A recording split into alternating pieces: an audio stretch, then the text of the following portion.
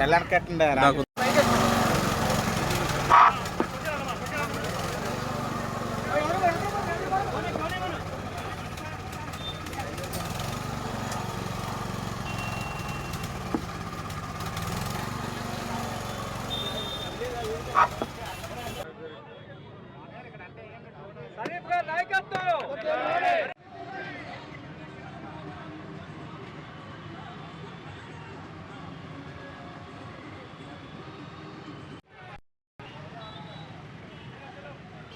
జాగ్రత్త, మీదకి రాకండి ఒక గ్యాప్.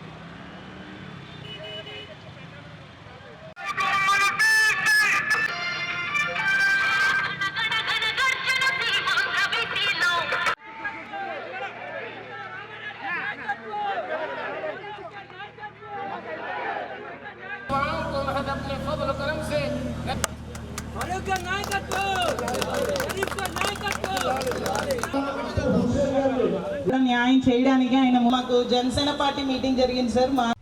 మళ్ళీ ఈరోజు నిమ్మల రామానాయుడు అంటే ఒక బ్రాండ్ విత్ ఆయన ఏ కార్యక్రమం చేస్తే ఒక వినూతంగా ఉంటుంది. రాష్ట్రంలో ఆయన శ్మశానంలో కూడా మంచాలు వేసుకుని పడుకున్నాడు, అది కూడా చూశాను నేను. ఆయన రామానాయుడు నాకు పరిచయం లేదు. 2017లో నంద్యాల నియోజకవర్గంలో భూమా నాగిరెడ్డి గారు శాసనసభ్యులుగా మృతి చెందినారు. చనిపోయినప్పుడంతా ఆయన టీంనంతా వేసుకొచ్చారు. ఇక్కడ కూర్చున్న వారు చాలామంది ఉన్నారు, అందరికీ నమస్కారాలు తెలియజేస్తున్నారు. పేరున పరిచయాలు తక్కువ ఉన్నాయి కూడా అందరికీ కూడా. అప్పుడు ఈ టీంని వేసుకొచ్చారు. టీంని వేసుకొచ్చినప్పుడు ఆయన ఒక సైకిల్ మూట అక్కడ తీసుకున్నాడు. అక్కడకు నంద్యాలలో బ్యాక్వర్డ్ ఏరియా ఏదైతే ఉన్నాయో బీసీలు ఎస్సీలు ఉండే కాడ ఆయనకి ఇచ్చాం.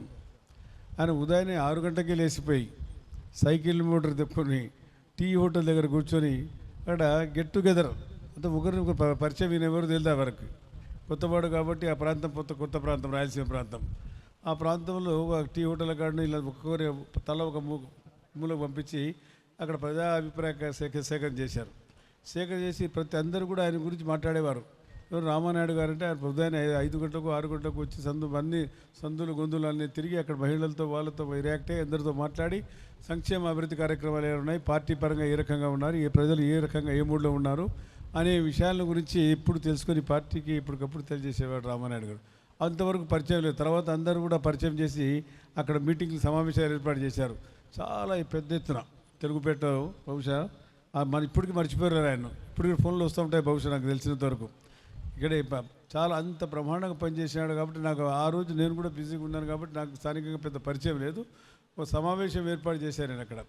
చాలా పెద్ద ఎత్తున చాలామంది వచ్చారు. ఎన్నికలు కాబట్టి ఎన్నికల 3 మీకు తెలుసు, మనకు రాజకీయ రంగంలో ఉన్నవారికి చాలా పెద్ద ఎత్తున మహిళలు వచ్చారు. ఆ మహిళలను సందేశించి మాట్లాడినప్పుడు సందర్భాల్లో నేను విన్నా ఆయన మాటలు, మా మాట తీరు, ఆయన స్టైలు, పొలిటికల్ నాలెడ్జ్, పొలిటికల్గా ఏ రకంగా ప్రజలను ఆకట్టుకోవాలా, ప్రజల ఓట్లను ఏ రకంగా రాబట్టుకోవాలా, ఏ రకంగా చెప్తే ప్రజలు ఆకర్షితులు అవుతారనే నాలెడ్జ్, పొలిటికల్ నాలెడ్జ్ రామానాయుడు గారి దగ్గర విన్నాను నేను. చాలా చక్కగా మాట్లాడడం, వారిని స్వాధీనం చేసుకోవడం, వారు మాట్లాడే భాషను వారు చక్కగా ఆస్వాదించి దాన్ని రిసీవ్ చేసుకునేది చాలా సంతోషం అనిపించింది. వారి స్టైల్ ఆఫ్ ప్రజెంటేషన్. ఎవరైనా కానీ ప్రజెంటేషన్లోనే సక్సెస్ అవుతాడు. రాజకీయ నాయకుడు తాను మాట్లాడే మాటలు ఏ రకంగా మాట్లాడాలి, ప్రజలకు ఉద్దేశించి ఏం చెప్తే బాగుంటుంది, ఇట్లా మాట్లాడితే మిమ్మల్ని గురించి రోజుకు ఆయన దగ్గర కానీ నా దగ్గర కొంత 100 మంది వస్తారు.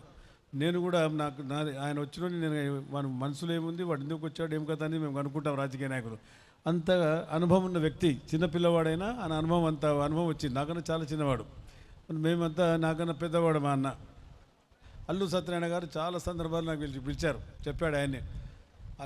ఎక్కడ విచిత్రం అనిపించిందంటే నాకు అల్లు రామలింగ గారు బతికుండగానే ఆయన విగ్రహాన్ని ప్రారంభోత్సవం చేయాలని నాకు చిరంజీవి గారిని పిలిచాడు, చంద్రబాబుని పిలిచారు, నేను మున్సిపల్ మినిస్టర్ను. నన్ను ఎందుకు నేను అడిగా, బతికుంటాడు కదా భయ్, బతికుంటూ ఇట్లా చేస్తామంటే వాడు చూడాలి కదా అన్నాడు. మా చిన్నాయన చూడాలి కదా, సచివాడు ఏం చూస్తాడు అన్నాడు. మార్కెట్ ఆడు సమావేశం ఏర్పాటు చేశాం. కొత్త మార్కెట్ నేను ఉండే ఆ మార్కెట్ ఆడు వాడు మా చిన్నాయన చూడాలి కదా, చూడదు కాబట్టే వాడు బతుకుండగానే అది చూడడానికే నేను నా విగ్రహం ఏర్పాటు చేశాను అని చెప్పావా లేదా? విద్యాధర్ గారు కూడా నేనప్పుడు మాడకపోయాను. కానీ ఆ రకంగా షాదీఖానా గురించి చెప్పాడు ఆయన. ఆ రకంగా ఇక్కడ మా ఊరు షాదీఖానా కట్టనే అప్పుడు ఫస్ట్ ఇన్స్టాల్మెంట్ 7,50,000 ఇచ్చేవాడిని ప్రతి షాదీఖానా కూడా. తర్వాత రెండోసారి షాదీఖాన్ మళ్ళీ ఆయన అడిగాడు, మూడో షాదీఖాన్ మళ్ళీ ఆయన అడిగాడు, ఇచ్చాం. నేను ఆయన ఇచ్చేటప్పుడు అడిగా, అనివే మేలే నాకన్నా ముఖ్యమంత్రి దగ్గర పోయి డైరెక్ట్గా 1,92,00,000 ఇచ్చినారు. మేము నా సొంత డబ్బులు ఫైల్ నేనే మూవ్ చేయాలా, నా దగ్గర నుంచి పోవాలా, సీఎం దగ్గర నుంచి అప్రూవ్ చేసుకొచ్చి నా దగ్గర ఫైల్ తీసుకొచ్చినాడు ఈయన. సీఎం గారే ముందు అప్రూవ్ చేసినారు, ఇక మేము నీకు లేదు. ఆ ఏదైనా ఫండ్స్ ఆయన బాధ ఏమంటే ఆ ఫండ్స్ ఏమైనా వస్తే నేను సగం తీసుకుంటానేమో బాధపడ్డాడు. కాబట్టి సీఎం గారు డైరెక్ట్గా అప్రూవల్ ఇచ్చినారు కాబట్టి నేనేం చేయలేకపోయారా. 1,92,00,000 మీకు శాంక్షన్ చేశాం. ఈ షాదీ మంజిల్ కట్టాలని చెప్పి ఒక నిర్ణయం తీసుకున్నారు. దీనికి ఏం పేరు పెట్టాలనేది మీరు ఆలోచన చేసుకోండి. నేను స్వయంగా నంద్యాల మొట్టమొదటి షాదీఖానా కట్టా. చంద్రబాబు నాయుడు గారు ఆయనకు చాలా ఉన్నతమైన పదవి, అది చిన్న పదవి కాదు. మీరు అనుకుంటున్నారు రెవెన్యూ కాదు, ఫైనాన్స్ కాదు, అన్నిటికంటే పెద్ద పదవి ఇదే. ఇది రైతులకు సంబంధించింది, ప్రజలకు సంబంధించింది. ఆయన దగ్గర కొన్ని కోట్ల రూపాయలు ఉంటాయి. దానివల్ల ఈరోజు వచ్చే ఆయన కానీ శాంక్షన్ చేసుకోవచ్చు. అందుకే నేను చెప్పేది కూడా, నేను మైనార్టీ మినిస్టర్ కాబట్టి నేను కూడా నా నియోజకవర్గంలో మున్సిపల్ మినిస్టర్ ఉన్నప్పుడు కూడా విపరీతంగా డెవలప్